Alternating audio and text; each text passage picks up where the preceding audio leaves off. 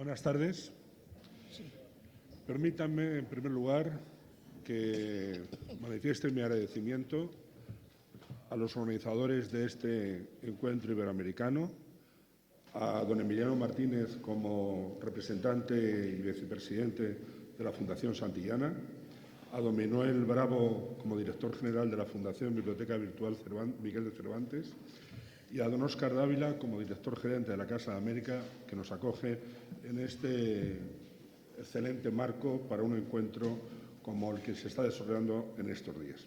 Y también me van a permitir que de forma más personal agradezca a mi amigo el profesor Ramón Llorens, porque allá por el mes de julio, en otro encuentro sobre la literatura infantil iberoamericana en su Universidad de Alicante, me hizo esta propuesta que no tardé nada en contestar, porque claro, proponerme a mí que presente a Montserrat del Amo en un homenaje más de los muchos que ya tiene afortunadamente Montserrat del Amo, todos ellos muy merecidos, pues evidentemente, ¿qué le iba a decir a Ramón? Que muchas gracias y que amigos para siempre, como ya venimos siendo.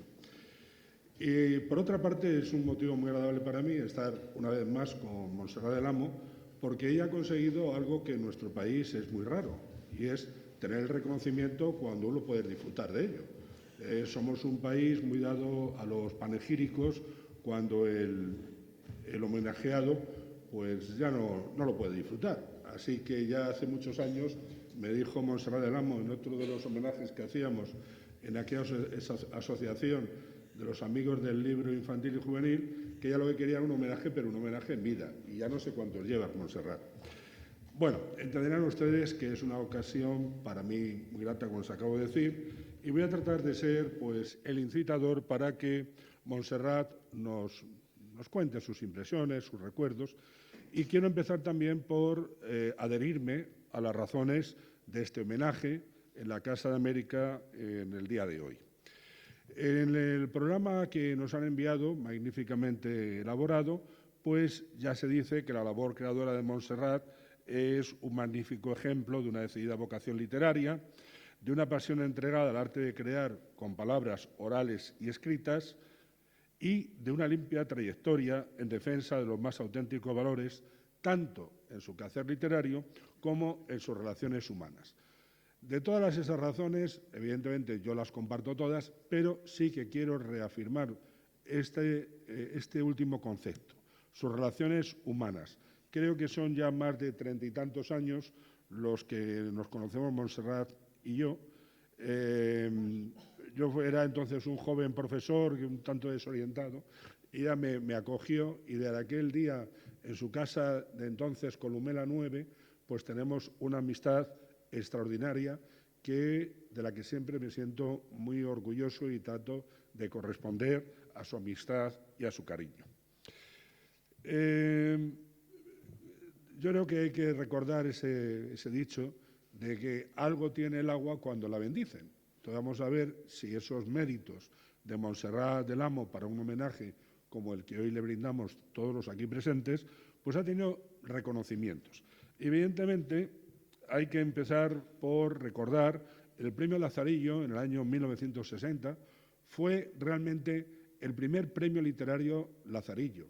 Antes hubo otro a un libro de Iniesta, de Alfonso Iniesta Corredor, y Izan las florecillas, que era del año 58-59, cuando se crea el premio Lazarillo, una obra pues muy del compromiso de la época, pero el primer premio literario propiamente dicho, o la primera obra literaria que tuvo el galardón del Lazarillo, fue sin lugar a dudas Rastro de Dios. Como sobre Rastro de Dios volveremos a decir algo más adelante, lo dirá Monse, vamos a seguir con sus premios. Otro premio clave, porque fue también un momento clave de nuestra literatura infantil y juvenil, fue el Premio Nacional del año 80. El primer Premio Nacional de la nueva época de los premios nacionales. Había habido antes otros premios nacionales, etcétera, pero de aquella atmósfera esperanzada de los finales de los 70, la asunción plena ya de lo que era una España con sus valores democráticos y sus organismos ya con un funcionamiento pues, más representativo, ese Premio Nacional para El Nudo fue realmente una obra que marcó un hito en la propia evolución creadora de Monse. Y además hay una frase que siempre me gusta leer de este libro, más que una frase, es un párrafo, como verán, y es el que les voy a leer, que todos ustedes lo tienen en pantalla. Tú eres el nudo. Tú eres el nudo que ata el ser humano, hombre o mujer, con el ser humano, el pasado con el futuro, el misterio y la ciencia, el cielo y la tierra. Cuando lees un libro, cuando imaginas tu vida, cuando escuchas las palabras 1000 veces repetidas de un viejo, cuando descubres al amigo, cuando te afirmas y te reconoces a ti mismo en la tarea común, cuando corres, juegas, andas, mides tus fuerzas, ríes, consigues un deseo o remontas una dificultad, tú eres el nudo, seguro, fuerte, aunque a veces llega a resultar insoportable la tensión del esfuerzo, siempre el nudo. Jamás el cabo suelto, inútilmente zarandeado por el vendaval del tiempo. Creo que en este párrafo del nudo está uno de los grandes temas de Montserrat y de su obra, que es precisamente los valores humanos. Hay un premio también, que quiero citarlo, aunque no he puesto ninguna imagen, porque no he encontrado imagen de ese premio, que fue en el año 1993 el premio Cervantes Chico, que es un galardón interesante. Además, creo que el jurado es infantil y juvenil, ¿no, Monse? Sí, intervienen en parte del jurado. Y es un reconocimiento también a toda la labor creadora de un autor, de un escritor. Y además allí tienen una presencia especial los libreros, porque son los que crearon este premio, los libreros de Alcalá de Henares. En el 2007 se concedió a Montserrat del Amo el tercer premio iberoamericano de literatura infantil y juvenil, convocado por Ediciones SM, y que se le entregó en la Feria del Libro de Guadalajara. Aquí verán algunos asistentes a ese acto que estamos hoy aquí presentes, Jordi Sierra, quien les habla, y Lucía Solana, acompañando a Montserrat en el acto de entrega de la Feria del Libro de Guadalajara. Bueno, en la Feria del Libro de Guadalajara me estaban a mí dando este premio en una sala pequeña y estaba García Márquez hablando en una sala enorme. Y yo dije, el señor García Márquez nos tenía que agradecer a nosotros que le creamos lectores para que lean a él, porque si no, ¿de dónde iba a tener a él lectores? Pues no nos lo agradeció. Aparte de esa falta de agradecimiento, qué experiencia más bonita, ¿verdad?, la de la Feria del Libro de Guadalajara. Qué bonito lugar, sí. Bien, aquí tenemos ya ahora esa parte biográfica que no quería pasar por alto, y tenemos esta primera foto tuya, que creo que es entrañable y que nos podrías comentar, ¿no? Bueno, pues yo estoy ahí con mi gran lazo, la niña, la pequeña. Después de 5 varones llego yo. Mi madre decía, cuando me dijeron, es una niña, yo dije, ay, será tan dulcecita. Y mi madre después suspiraba, lo cual me hacía pensar que yo, en ese sentido, no había cumplido sus esperanzas. En cambio, eso de tener sobrevivir a 5 hermanos varones mayores que yo creo que me ha dado mucho temple para la lucha por la vida. Y a la vista está. Hay otra imagen que yo sé, porque ya me la ha contado toda la historia, que es muy entrañable para ella. Y esta es una especie como de cartilla de racionamiento de la cantina de Porridge, ¿no? Sí, de la Cruz Roja. Una ambulancia escocesa que repartía alimentos en el Madrid del año 1939, antes de terminar la Guerra Civil. Dinos algo de esto, Monse. Bueno, pues nosotros nos enteramos que, y además en un sitio muy literario, en la Granja Lenar de la calle Alcalá, donde tuvo Valle Inclán su tertulia literaria, allí había un lugar que daban desayunos para niños.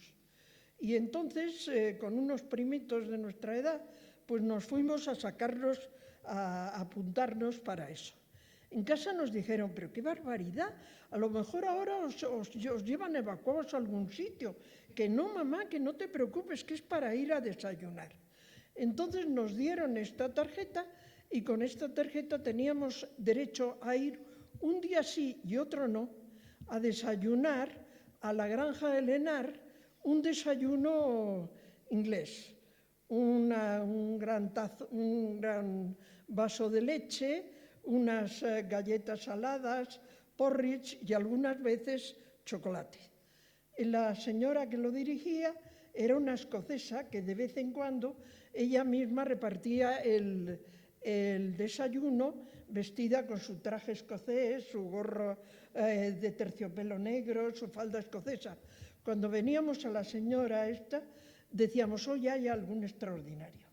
Era obligatorio que nos comiésemos las cosas allí, pero claro, nosotros pensábamos en los hermanos inmediatamente un poco mayores que yo, que ya no tenían derecho a ir al porridge. Y todo nuestro deseo era escondernos el vaso con un poco de leche o el medio plato de sopa de porridge para llevarlo a casa. Mira lo que hemos traído hoy. Allí, esto también me trae a mí muchos recuerdos de estos años tan conflictivos de la guerra. Que yo tengo que confesar que para mí fue muchísimo peor volver a la disciplina del colegio después. Yo en la guerra me la había pasado muy bien. Muy mal, pero muy bien. Entonces, cuando a mí a veces me preguntan ¿cómo te aficionaste a leer? Hay dos momentos muy importantes para mi afición a la lectura. Uno de ellos que tiene un carácter absolutamente lúdico. Yo quedaría muy bien si pudiera decir que me había aficionado, que yo solita había leído El Quijote a los 5 años, pero no es verdad, es una trola como una casa. ¿Qué pasaba?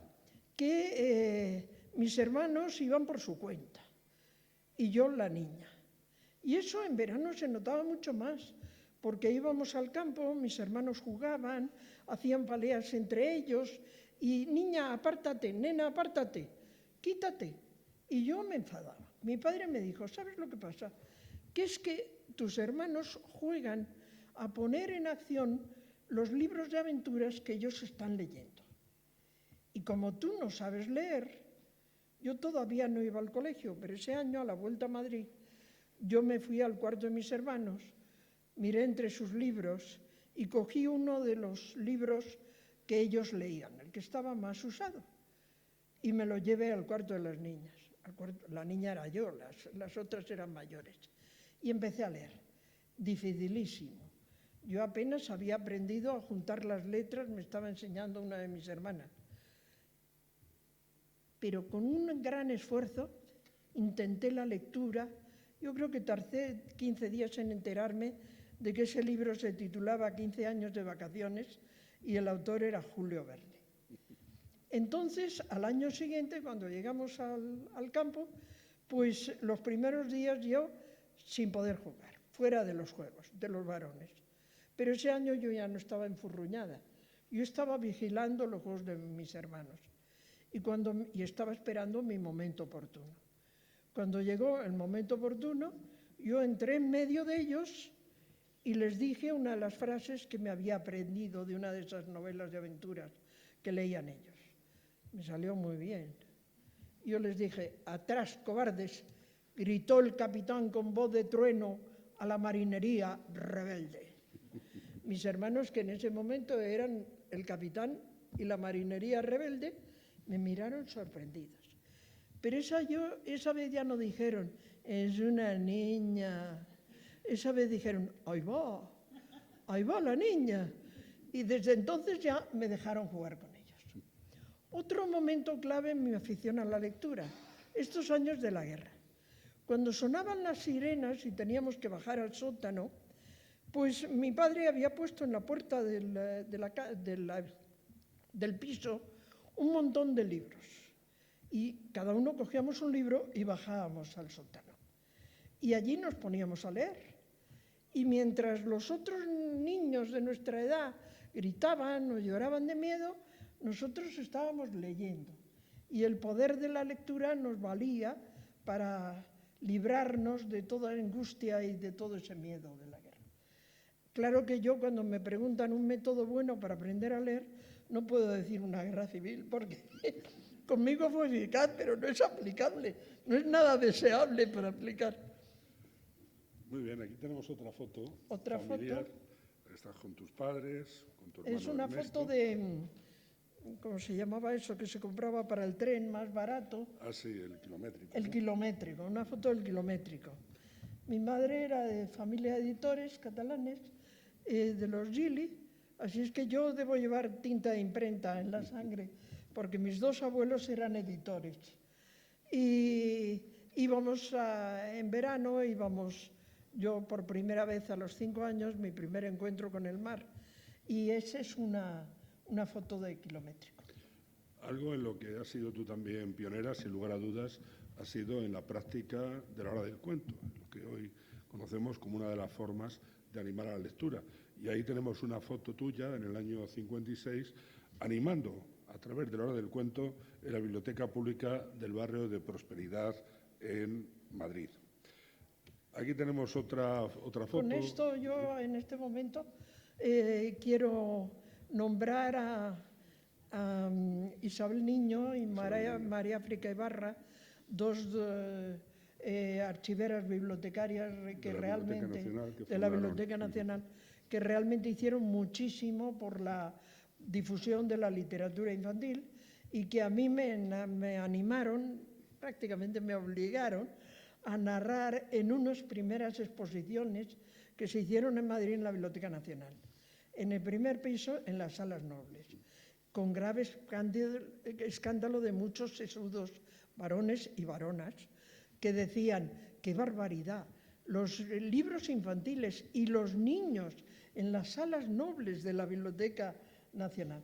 Allí es donde yo hice mis primeros inicios de narración oral. Y Elena Mas también. Y Elena Mas también en las bibliotecas populares de Madrid. Y la famosa tertulia de Talentum, que eso ya es mítico para los que tuvimos la ocasión de vivir aquella experiencia. Y aquí tenemos una sesión en la que estás hablando, estás explicando algo a los que asistíamos a aquellas tertulias, y entre ellas hay una presencia destacada, que es la escritora María Gripe. María Gripe, Gray, como habría que decir. Sí, que le dieron ese año el premio Anderson. Sí, y además fue cuando comenzaba las colecciones de SM. Sí, el libro de lectura infantil como libro. Por ahí también está perdida Isabel Cano, que luego pasaría a dirigir la colección en la editorial del Barco de Vapor. Bueno, aquí tenemos otra de las muchas actividades que has hecho en colegios, en la biblioteca de los colegios. Si tuvieses que hacer algún recuento, posiblemente sería casi imposible. Afortunadamente para ti, sobre todo para los niños que tuvieron la fortuna de disfrutar de esas experiencias. Y otra de las grandes pasiones Con esto voy a contar una anécdota que a mí me hizo mucha ilusión. Delante de mi casa había un pequeño taller de reparación de automóviles. Y un día pasé yo, porque me pasaba algo en el coche, y me tomaron nota, y al tomarme nota, el que estaba allí, que era además el dueño del taller, un muchacho joven, su nombre, Montserrat del Amo. Y sale de pronto de debajo del coche que estaba arreglando un chaval. Y me viene a dar la mano. Y le dice el otro, pero hombre, que la vas a manchar. Y dice, pero es que es Montserrat del Amo. Y vino al colegio y habló conmigo. Y yo había leído un libro suyo y me gustó mucho. Y dice, es mi hermano. Muy bonito tenía que ser el libre, porque este es muy bruto. Bueno, pues una de esas experiencias, él después me dijo que a partir de eso él había empezado a leer también. Otra de las cosas que quiero destacar en este tan peculiar recorrido biográfico y creativo que vamos a hacer sobre la obra de Montserrat es tu pasión por los viajes. Ahí he titulado Viajar, conocer lugares y gentes, y estos viajes han quedado reflejados en tus obras.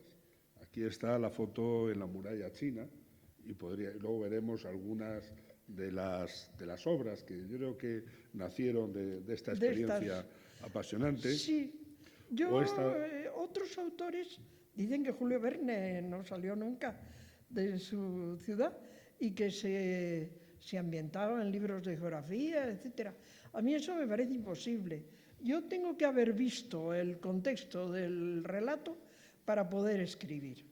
Después no lo describo, en la mayoría de las veces no lo describo, pero lo tengo que tener yo y muchas veces visualizado en fotografías que extiendo en la mesa, en una mesa grande mientras estoy escribiendo esa obra. Y eso que no, por razones de tiempo, pues no he podido incluir, evidentemente, fotos tuyas de viajes pues, a Egipto, a Turquía, donde también están presentes esos viajes en algunos de tus libros. Aquí tenemos la visita al Machu Picchu, o esta otra en Uxmal, en México, donde sé, porque me lo has contado, que disfrutaste muchísimo con este campesino que te contó la historia, el cuento del enano de Uxmal. De Uxmal. A la salida de las ruinas de Uxmal, pues había gente, había niños y sobre todo niños vendiendo recuerdos, souvenirs para turistas. Y había un hombre, este campesino que veis ahí, que lo que vendía era un cuento. Y yo le pagué su cuento y me lo contó. Y se acercó después más gente a oír y dije, que le tenéis que pagar el cuento. Esto no vale aquí acercarse. Y él terminaba diciendo, y la leyenda del enano de Uxmal, relacionado con una de las ruinas de ese punto arqueológico. Y él terminaba diciendo, porque yo cuando era niño, este era el único cuento que había en el mundo. Aquí tengo otra foto, que es también, yo creo, muy entrañable, del año de febrero del 2010, ¿verdad?, en el que estás en la isla de los Pingüinos, del estrecho de Magallanes, al sur de Chile. Ese viaje aún está por reflejarse en una obra tuya. Está para salir. Está para salir. Porque aquí tenemos también otra foto donde algunos de los presentes se podrán reconocer y es también muy, muy entrañable para los que vivimos aquella experiencia. Es el 3 de marzo, ya habían pasado 3 días del famoso 28 de febrero del 2010, que fue cuando Santiago, Chile, registró un terremoto de intensidad 8,4 y donde los que estuvimos ahí, pues yo creo que estamos marcados por ese nuevo nacimiento. Y sí que tengo que contar que el terremoto fue a las 3:43 de la madrugada, cuando pasaron los 2 minutos 43 segundos que duró el movimiento, pues bajamos a la recepción del hotel y después pues salimos a la calle, que era el lugar donde podíamos estar más seguros. A los 30 o a la hora ya pudimos entrar.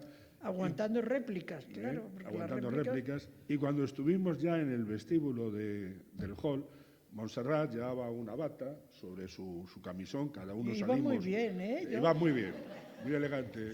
No sé si se nos ha marchado ya Victoria. También iba muy elegante, con un traje, ¿verdad? Quedamos muy bien. Los que estamos aquí íbamos bastante decentes. Pero Montserrat, con su bata sobre el camisón, se sentó en el hall del hotel y comenzó a contar cuentos a los que quisimos rodearla en ese momento, pues evidentemente, en el que habíamos vivido pues una experiencia absolutamente inolvidable. Yo es que intento ser coherente. Y yo días antes había tenido una intervención en este congreso diciendo que los cuentos valían para todo. Entonces empecé, cuando ya se había pasado un poco, las réplicas eran más suaves, empecé diciendo, si quieren les cuento un cuento, porque como creo que los cuentos valen para todo, a lo mejor también valen para pasar el susto de un terremoto. Y yo creo que sí, que valieron un poco. Sirvieron, doy fe de ello. Y como ven, y además lo están comprobando ahora porque nos está narrando unas historias maravillosas, Montserrat es ante todo una narradora oral. Y ahí está la prueba documental de que en el año 1964 publicó pues, una obra entonces pionera. Yo creo que mi insistencia consiguió que esa obra fuese reproducida y está disponible en la biblioteca virtual Cervantes.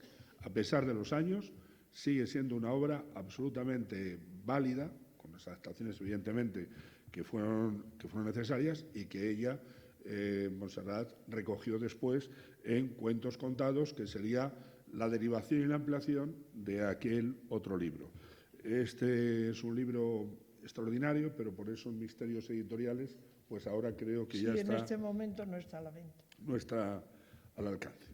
Bien, estamos en unas jornadas iberoamericanas de teatro infantil y evidentemente el homenaje está más que justificado por la aportación de Montserrat del Amo a esta literatura. Un momento, Jaime. Sí. Yo recordando mis primeros estudios, que fueron el peritaje de comercio, cuando recibo un homenaje, inmediatamente lo endoso, como si fuera una letra de cambio. Y se lo traspaso a la literatura infantil y a todos los demás que están trabajando en la literatura infantil en cualquier aspecto. Así es que cobren ustedes el homenaje, señores, que yo se lo he endosado. Bueno, fue candidata al Premio Iberoamericano de la Fundación SEM en el año 2007, postulada por la Asociación de Amigos del Libro Infantil y Juvenil de España, y en el acta del jurado encontramos una cierta justificación por su amplísima y sólida obra de creación literaria dirigida al público infantil y juvenil, iniciada en 1948 y hasta hoy activa y presente en los catálogos editoriales y leída por los niños y jóvenes de varias generaciones. Además, el acta del jurado seguía insistiendo en los valores de Montserrat, su honestidad profesional y su compromiso permanente como escritora de literatura infantil y juvenil, sus contribuciones al mundo de la literatura infantil y juvenil, reconocidas en varias ocasiones con importantes premios en el ámbito nacional e internacional. El jurado, además, hacía hincapié en su lenguaje sencillo, expresivo, conmovedor, original, reflexivo y accesible a todos los lectores de habla hispana, y la creación de personajes que sienten y se emocionan más allá de un espacio y de un tiempo concretos. Aquí también quiero subrayar lo que se ha dicho del nivel de léxico, que a veces hay quien opina, esta palabra no la van a entender los niños de este nivel. Bueno, no importa, que lo entiendan por el contexto. Yo no soy partidaria de cuando el niño está haciendo o el adolescente una lectura recreativa, decirle, ¿no entiendes esta palabra? Pues vete al diccionario. No, porque nosotros como adultos no hacemos eso. No entendemos exactamente una palabra y no vamos inmediatamente al diccionario. Entender por el contexto y seguir adelante. Yo creo que ese es el sistema. Pero sí que el nivel de léxico sea un poco más elevado del normal que utilizan, que es del dominio de esos lectores. Enlazando con esto que acabas de apuntar, a mí me gustaría insistir o resaltar una posibilidad que posiblemente está en la mente de los organizadores de este evento, y es que este festival sea el primero y que haya otros en el futuro. Y yo me permito lanzar modestamente una idea, que es la de debatir por qué la literatura infantil iberoamericana es muy desconocida en uno y otro lado del Atlántico. Es decir, ahí están las editoriales que tienen unas obras para un lado del Atlántico y otro catálogo muy distinto para el otro. Y a mí me ha pasado, por ejemplo, en Chile, una profesora chilena decirme cómo iba a entregar a su nieto un libro de una colección, como es tan conocida como El barco de vapor, cuando en la primera frase de ese libro había una serie de términos que su nieto no iba a entender. Es decir, nos encontramos con algo curiosísimo y que es un motivo pues también para un simposio como este.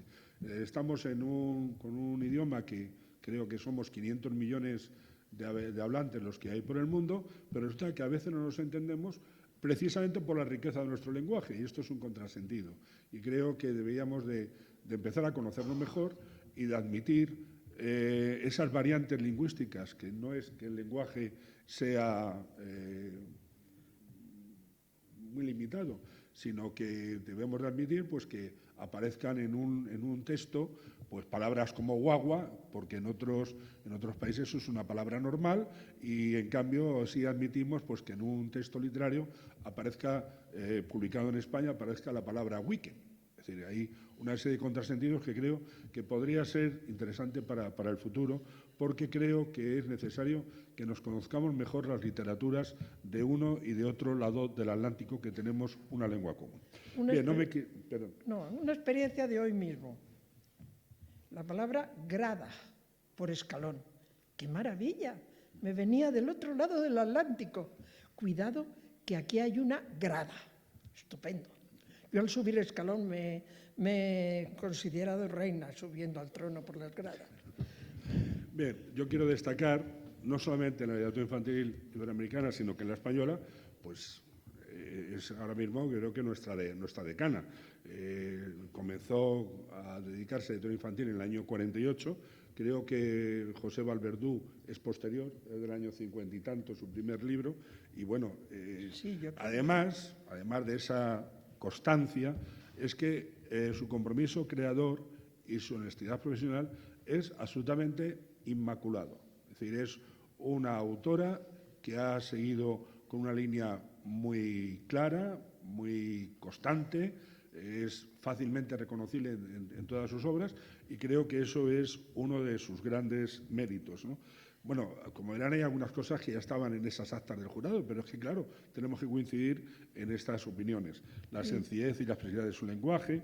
Y luego, algo que yo también quiero remarcar son sus personajes. Los personajes de todas sus obras son personajes de carne y hueso, que son fácilmente reconocibles, como las personas que nos encontramos por la calle, incluso la de aquellos que no están en un tiempo y en un lugar inmediato al nuestro, pero son, como digo, personajes fácilmente reconocibles y, sobre todo, extraordinariamente creíbles. Yo no escribo sobre temas. A mí cuando me dicen, ¿has escrito sobre tal tema? No, mire, yo no escribo sobre temas. Yo escribo sobre personajes. Mis obras parten del personaje, de un personaje. Y de alrededor de un personaje ya se va creando un argumento, una localización, etc. Pero no... Y cuando me pongo a escribir, lo único que yo deseo es una buena historia bien escrita. Es lo único que yo deseo. Y después ya veremos. Pero eso también que se ha dicho antes, a veces de la literatura infantil no se hace crítica literaria, se hacen diagnósticos médicos. Este libro vale para curar el miedo, este libro vale... No, mire. No. Y luego sí quiero remarcar algo que es fácilmente constatable en su obra, que es esas temáticas humanas, aunque se acaba de decir, Monse, que no escribe sobre temas, pero si hay conflictos humanos, hay también problemáticas sociales que son absolutamente creíbles y que creo que siempre ha sabido desarrollar con una extraordinaria sensibilidad. Vamos a ver si ahora nos ajustamos al tiempo que nos han dado. Muy bien. Yo formalita. Que no nos oyen. Y vamos a hacer un rápido recorrido por tu obra. Yo sé que estas obras para ti es algo, pero están ahí, forman parte de nuestra historia. Ahora mismo veremos cuáles se han recuperado y cuáles otras quedan ahí como un testimonio de una época, empezando por esta, que fue su primer libro publicado, Hombres de hoy, ciudades de siglos, a la que seguía El osito Nicky, del año 50, Cuando la rosa florece, del año 51. Como ven, yo las considero obras de juventud y con una visión idealizada de la realidad que eran propias también de aquellos años. Es decir, hoy es muy difícil entender aquellos años de la posguerra difícil con una mentalidad de hoy. Yo creo que los que pueden juzgar aquellos son los que realmente vivieron esas circunstancias. Gustavo el Grumete, del año 52, Todo un joven, de ese mismo año. Como ven, la constancia está ahí. Son prácticamente, hay una obra por año o dos. Montaña de luz, del año 53.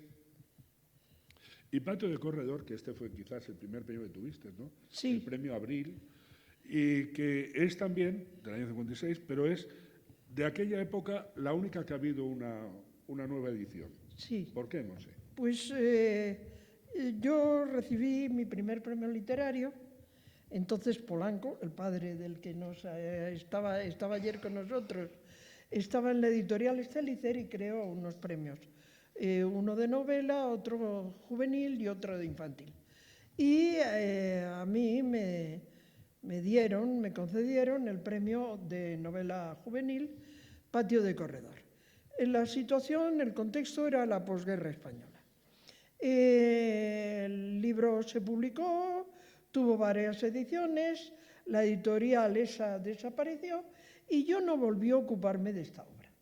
Pasó mucho tiempo y estaba yo un día en la Feria del Libro, en la caseta, y me vino una profesora diciendo: yo cuando era joven, adolescente, leí una obra tuya y quisiera que ahora la leyeran mis alumnos, porque ahora que tienen de todo, antes de este susto de la crisis, pues tienen de todo, no carecen de nada, y yo quiero que vean lo que es vivir con dificultades económicas. Y le dije, pues no lo vas a encontrar, porque lleva, no sé, 30 años agotado y yo no me he ocupado de ese libro. Esa misma noche, esta profesora me había llamado la atención sobre esta obra mía, la releí esa misma noche y pensé, pues a lo mejor tiene interés, pero yo no la puedo publicar exactamente igual. Porque, en primer lugar, yo ya había adquirido un cierto oficio en esos años. Y además porque al lector de ese momento, de hace 15 años ahora o así, que debe ser la segunda versión, yo tenía que explicarle muchas cosas que el lector de entonces eran experiencia suya. Las cartillas de racionamiento, el extraperlo, el patio de corredor con un solo servicio común en cada piso y con una fuente común en el patio para lavar la ropa. Todas esas cosas ya no eran de la experiencia del lector de hoy. Entonces, tomé paciencia, me puse el libro al lado y lo fui reescribiendo. Lo sé que sí me resultó muy satisfactorio y que es que desde un punto de vista ideológico yo no tuve que cambiar nada de lo que había escrito en ese momento. Tenía la misma neutralidad, digamos. Una guerra civil es mala para los vencedores y para los vencidos. Todos pierden. Y en el patio de corredor se reflejaba eso. Bien, llegamos también a otro momento clave en tu dedicación a la literatura infantil, que son tus colaboraciones en la prensa. Yo sé que cuidaste especialmente y que incluso hay escritoras que han declarado en más de una ocasión que ellas comenzaron a escribir por estas cartas que contestabas. Gente muy famosa hoy. Ahí está la revista Volat del año 58 y la revista Basar de los años 70, que fueron los grandes focos de tus colaboraciones. Sí. Hubo otras, Arqueros, etcétera, que ahí sí que hay tema también para una auténtica tesis doctoral sobre aquellas revistas. La segunda época creadora, desde mi punto de vista, ya saben que los profesores tenemos la manía de compartimentar o de clasificar, siempre con un afán didáctico de clarificación. Creo que esa segunda época creadora, cuando ya empiezas a entrar en una época más de madurez, es precisamente con Rastro de Dios. Y luego hay un hecho indudable que confirma los valores de esta obra, y es que se ha vuelto a publicar, se volvió a publicar en el año 81, y me ha resultado, te confieso, Monse, imposible saber el número de reediciones que tiene este libro, porque en el ISBN no aparece ese dato. Sé que hay una edición del año 2013, me parece, pero el libro está más que vivo, y no solamente es que el libro esté vivo, sino lo más importante, que la historia que nos cuenta, que nos ofrece, sigue siendo válida y sigue siendo actual 50 años después, que se dice pronto, de haber sido publicada. El personaje de Rastro de Dios era un personaje que tenía su atractivo, y el problema era cómo convertirlo en personaje de una serie sin que fuese el personaje central. Y eso lo consiguió con El Sentao y los Reyes, donde realmente el Sentao, este ángel, aparece en un capitel de una catedral, y eso da pie para que Monse nos cuente pues cómo se construían las catedrales en aquella época, ¿no? O en este otro, el Se ha perdido el Sentao, donde lo que se ha perdido no es el ángel, sino el libro donde contaba las aventuras aquellas, y que da lugar pues también a una escena costumbrista, una serie de escenas costumbristas muy del gusto de Montserrat, con las aventuras de unos chicos que tienen que buscar el libro por el rastro, etc.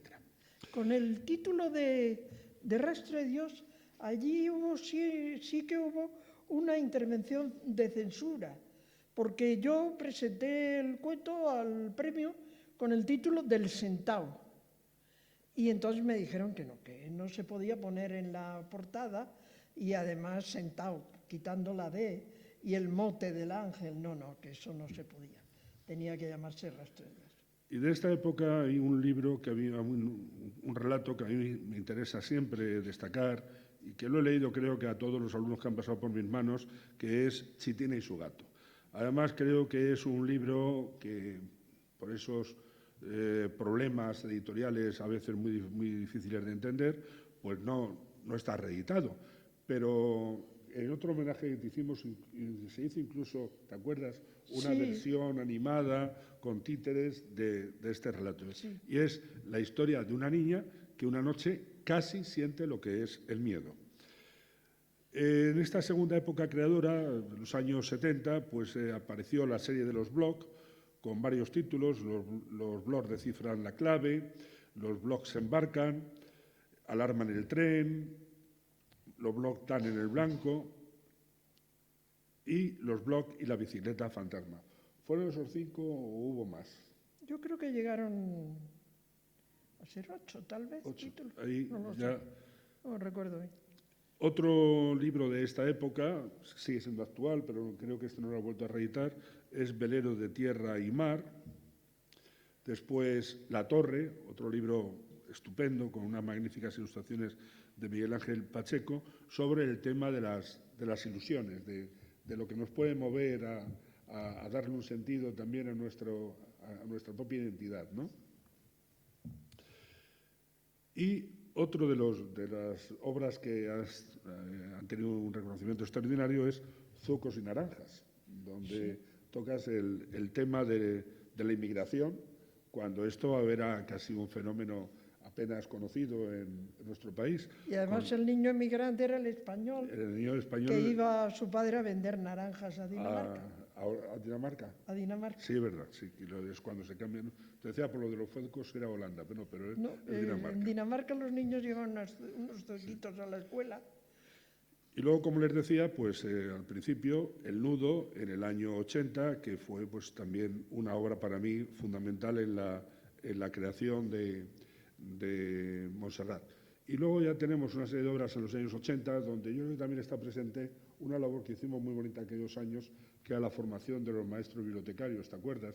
Aquellos famosos cursos de la Navas del Marqués o del Castillo de la Mota, donde tú practicabas la narración oral. Que el primer grupo que llegó allí preguntaron, ¿y aquí qué vamos a hacer? Porque de literatura infantil 8 días no hay para hablar. ¿A dónde podemos ir a hacer turismo?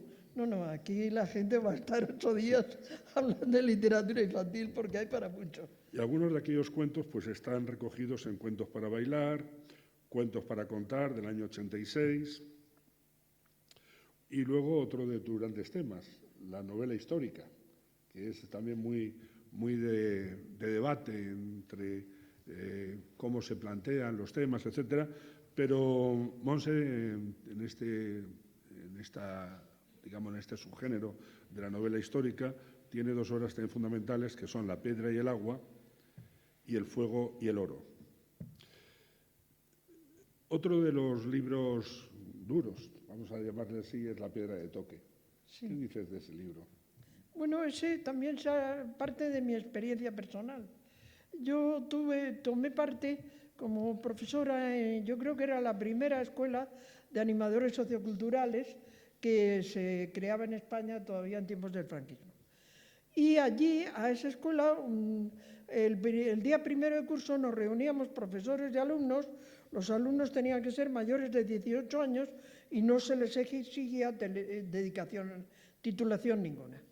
En una de esas presentaciones había un muchacho, yo no sabía en ese momento qué le ocurría, que no podía controlar sus movimientos. Y que cuando nos presentamos, yo dije, soy Montserrat Lamo, soy escritora, y le llegó a él el turno, tardó mucho tiempo de angustia para él y para los que estábamos allí, hasta que logró decir, yo me llamo Luis y estoy muy nervioso. Yo muy mal, reaccioné muy mal. Y fui a la dirección de la escuela y dije, yo ese chico en clase no lo quiero, porque yo necesito la colaboración de los alumnos y nos va a estorbar. Y me dijeron, Montse, bajo esa apariencia tan pobre, este muchacho es un paralítico cerebral. Y bajo esa experiencia física tan torpe, tiene una inteligencia superior a lo normal, vamos, una inteligencia superior, cosa que se puede dar, mayor o menor afectación, en lo físico y en lo intelectual. Y tú aprenderás a entenderte con él.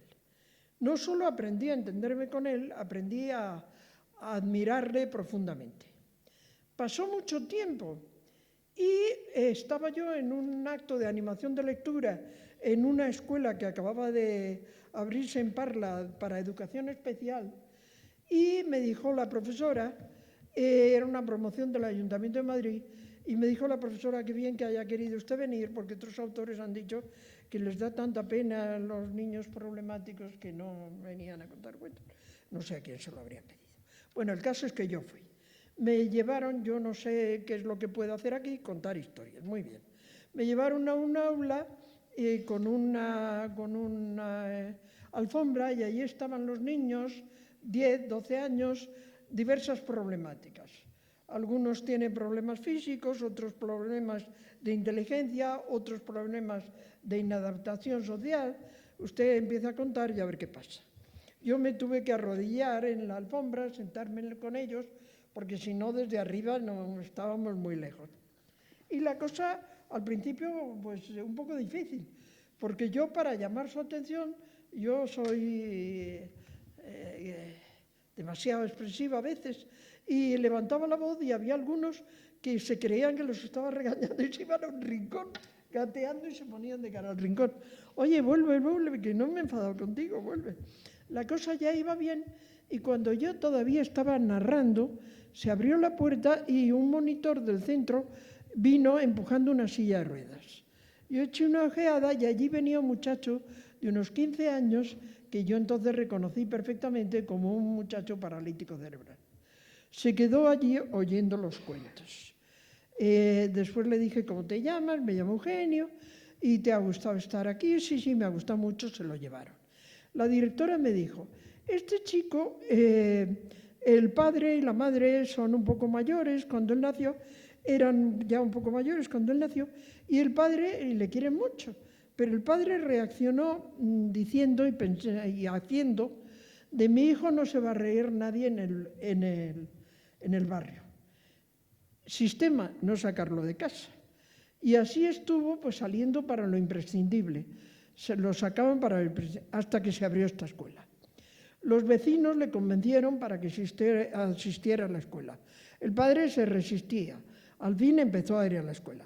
Al principio muy mal, porque el chico, acostumbrado a estar solo en la cocina de su casa y en una silla que no se movía, al verse en una silla con ruedas en la escuela, le daba mucho miedo y venía a casa asustado. Pues ¿por qué tiene que ir? Pues que no vaya. Afortunadamente siguió yendo. Y un día volvió de la escuela lleno de arena por todas partes. Cuando volvió el padre del trabajo, ¿y qué pasa? ¿Que vienes tan sucio? De arena. El chico entusiasmado. Que han traído un bolquete de arena al patio y allí hemos estado jugando en la arena y arrastrándonos por la arena. El padre no lo entendió como una terapia y dijo, ¿qué se han creído en la escuela? ¿Que tú eres un animal para estarte revolcando en la arena? Se terminó, ya no vamos más. Ahora era el chico el que quería ir. Total, ese muchacho había pasado del aislamiento de su casa a ser un chico popular en la escuela, que además, a pesar de sus dificultades de pronunciación, se entendía con todo el mundo. Y más todavía, ese muchacho en solo 9 meses había pasado de la ignorancia total al aprendizaje de la lectura. Y aprender a leer había cambiado su vida. Él pasaba las hojas del libro a manotazos como podía, pero la lectura había ensanchado su mundo y estaba encantado de la vida. En ese momento es cuando yo pensé, la inspiración. ¡Oh, la inspiración! Esto es la inspiración. Se me vino a la memoria todas mis experiencias con Luis Antonio en la Escuela de Animación Sociocultural y este muchacho que yo ahora tenía delante. Y cómo no se me hubiera ocurrido antes escribir un relato que el protagonista fuera un paralítico cerebral. Yo creo que ya tengo la suficiente experiencia personal como para poder hacerlo. Cuando ya me decidí, le llamé al primer muchacho, a Luis Antonio Pérez Moliner, que estaba entonces haciendo un gran esfuerzo estudiando psicología en la universidad, en la Complutense. Y me dijo, le llamé por teléfono y le dije, a ver lo que escribes, porque a nosotros no nos entiende nadie y a lo mejor vas a decir tonterías.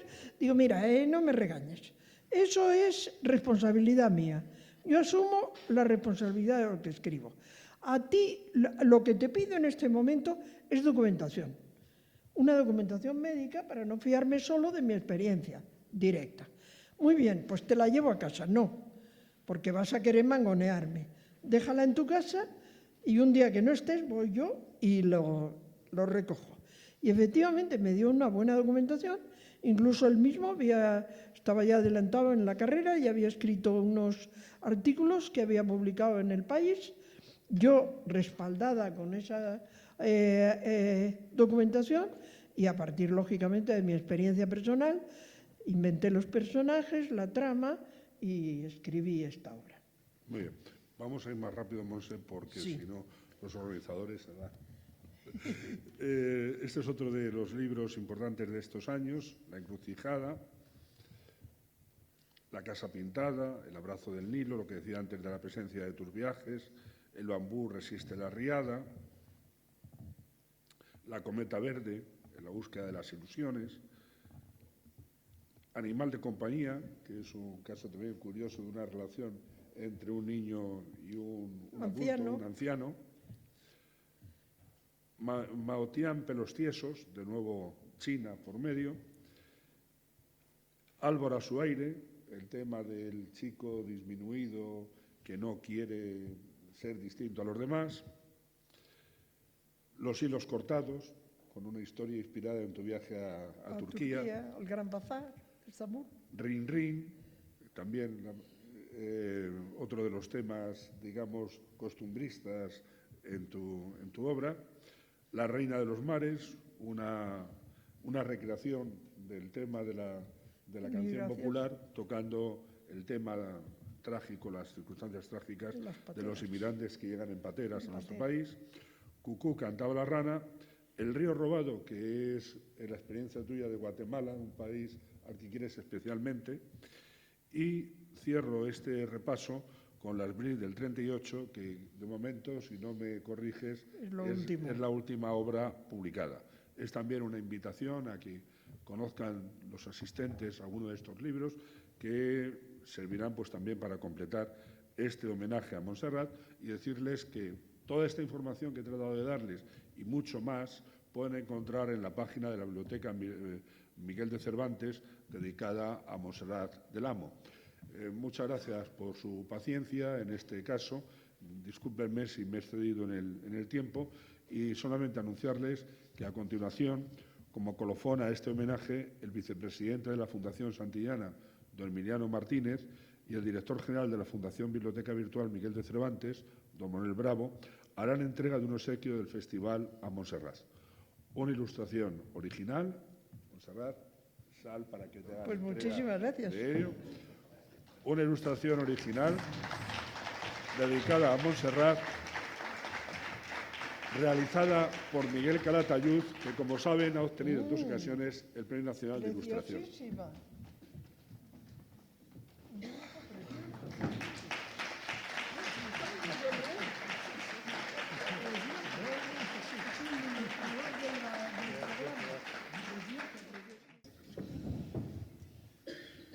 Bueno,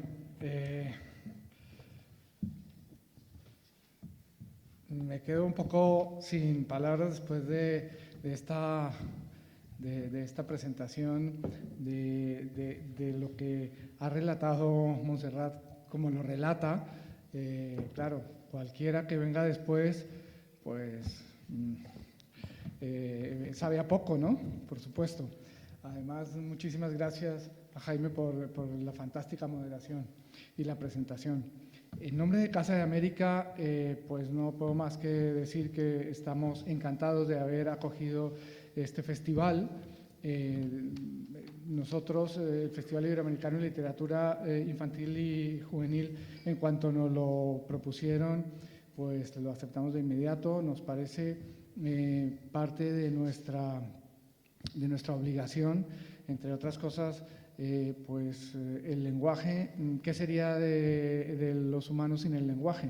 Pero si así como aprendemos desde pequeños a hablar, aprendemos a leer, pues es como decía precisamente Montserrat, justamente, pues en la anécdota que contó de Gabo, pues precisamente había que decirle que le estaba enseñando, le estaba dando a los lectores del futuro, que eran sus lectores, efectivamente. Yo creo que es muy importante, efectivamente, aprender a leer, a tener ese hábito de la lectura y de la buena lectura, y pues eso es lo que hace que luego pues los mayores podamos discernir, podamos opinar, tener criterio, etcétera. Yo creo que eso es muy importante. Quiero agradecer de manera especial a la Fundación Santillana, quiero agradecer a la Biblioteca Virtual Miguel de Cervantes, a la Acción Cultural, a todos aquellos que han participado con nosotros en esta jornada tan importante para nosotros, y decirles que Casa de América está siempre abierta a recibir este tipo de jornadas.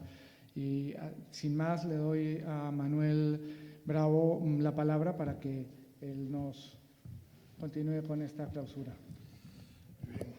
Bien. Gracias, Óscar. Bueno, yo solamente decir que para nosotros, para la Biblioteca Virtual Cervantes y la Cátedra Vargas Llosa, ha sido muy importante organizar junto a la Fundación Santillana y la Casa América este Festival de Literatura Infantil y Juvenil. Y lo decimos por tres motivos fundamentales. El primero, porque es un proyecto de los que nos gusta. Es un proyecto en colaboración con uno de nuestros patronos importantes, la Fundación Santillana, que ha estado desde el inicio de la biblioteca con nosotros, con una generosidad y compromiso característico en ellos. Y además porque cuando Basilio Baltasar nos propuso este proyecto, que era una idea inicial, nos entusiasmó, nos pareció importante, y además yo creo que el desarrollo posterior con el equipo de trabajo que hemos creado conjuntamente con ellos y con la Casa de América, pues es lo que nos ha permitido definir y desarrollarlo hasta esta primera edición, porque yo espero que haya algunas más. Segundo, pues, además por la dimensión iberoamericana, porque desde nuestros orígenes la Biblioteca Virtual Miguel de Cervantes se propuso una apuesta que era divulgar y difundir todos, no solo los clásicos, sino toda la producción cultural que se hiciera en español y en Iberoamérica, pues con el máximo respeto a los derechos de autor, pero que además con una accesibilidad global en todos los países de habla española, ¿no? Y esto, bueno, pues ha llegado después de 15 años a tener ahora mismo una biblioteca con más de 200.000 documentos, que además nos permite convertirnos en ese espacio común entre América y España, sobre todo. Y además, la Cátedra Vargas Llosa nos ha permitido vincular todo esto más, nos ha permitido crear un espacio de reflexión, no solo literaria, sino política, de pensamiento, y teníamos que hacer un espacio también a la literatura infantil y juvenil. Sobre todo, además, por lo que significa la creación y el impulso de los nuevos lectores y lo que nos tenemos que preparar en el futuro. Y además porque desde el principio, además, en la Cervantes, la literatura infantil y juvenil para nosotros ha tenido una importancia capital. Creamos una sección que fue creciendo mucho. A lo largo de estos años hemos desarrollado páginas de autor, espacios digitales, dirigidos por la mayoría de especialistas. Muchos estáis aquí, muchos de los autores, como hemos visto en el caso de Montserrat, tienen un espacio en la biblioteca, y en eso nos sentimos especialmente satisfechos de haber desarrollado ese hueco para la literatura infantil y juvenil, que además permite también a los profesores y a los alumnos pues, muchos elementos de trabajo. Por eso, para nosotros es importante agradecer a la Fundación Santillana la idea y el compromiso para poder hacerlo, a la Casa América, porque para nosotros es nuestra casa, siempre hacemos muchos eventos aquí, tenemos un acuerdo excelente con ellos para poder desarrollarlo, y por supuesto a nuestros otros colaboradores, ¿no? Acción Cultural, a la Fundación Había una vez en Chile y a las editoriales Santillana y Calandraca. Y por último, y así finalizo y le dejo después la palabra a Emiliano, nuestro agradecimiento sobre todo para los autores, ilustradores, investigadores, bibliotecarios, profesores, que habéis participado en las actividades, que junto con los alumnos ha sido también motivo de encuentro por las mañanas en las actividades que se han hecho, y para el resto del público que ha venido, por el interés con que han seguido las mesas redondas y el merecido homenaje a nuestra querida Montserrat del Amo. Muchas gracias y espero que nos volvamos a ver pronto en un nuevo Festival Iberoamericano de Literatura Infantil y Juvenil. Y sin más, le paso la palabra a Emiliano Martínez, vicepresidente de la Fundación Santillana, para que cierre el acto. Gracias. Pues, muchas gracias por esta oportunidad de añadir no tanto conceptos nuevos, pero sí una solidaridad y satisfacción muy grandes. Con una felicitación, ante todo, para los creadores. Esa extraordinaria conversación que se acaba de mantener como homenaje a Montserrat, estupendamente ilustrada, por cierto, la habéis convertido en una verdadera historia de la literatura infantil juvenil española, y que ha sido una lección maravillosa, sencilla, con una elegancia muy grande. A los demás creadores literarios y plásticos que habéis estado interviniendo, felicitaros por tener el privilegio de que compartáis con nosotros vuestro talento, vuestra creatividad y, lo que es más importante, con la oferta de unas obras que estimulan la imaginación, el gusto, los valores y algo más que se ha puesto de una manera muy, muy fuerte en el debate que mantuvisteis en la mesa anterior, y es que la literatura constituye el gran espacio de abrir las libertades y abrir la imaginación, y que por consiguiente siempre estará en una tensión con los límites de la sociedad de cada momento. Muchas gracias a los creadores. Hay un capítulo de agradecimientos. Yo no me siento del todo cómodo con la palabra mediadores, que engloban a actividades profesionales y competencias importantes muy diversas, los docentes, investigadores, comunicadores, editores, pero que evidentemente sin su concurso, sin su trabajo, este segmento de la cultura y de la formación no tendría la implantación en nuestra sociedad, ni tendría ese ecosistema, el cultivo que se necesita, que ha quedado patente, probablemente ante un público de gentes convencidas, que es estratégico para construir personalidades ricas y abiertas, que es el gran objetivo de la formación, que está más allá de las educaciones más instrumentales. Bueno, y a todos ustedes que han asistido y han expresado su apoyo con su presencia, muchas gracias también.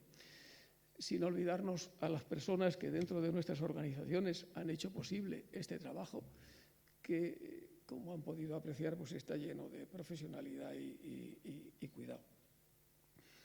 Y añadir, sí, por más que lo han abordado las otras entidades amigas, que ha sido una satisfacción, una nueva satisfacción, esta colaboración con la Biblioteca Virtual Miguel de Cervantes y la Casa de América.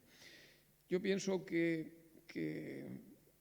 esta convocatoria ya encierra lo que los que la formularon tuvieron la intuición, una fórmula, un formato, y que desde luego estamos conversando para que tenga la continuidad que debe tener y que ojalá además de la continuidad en esta casa en el futuro, pueda tener una continuidad en otros ámbitos del mundo americano en el que nos sentimos protegidos.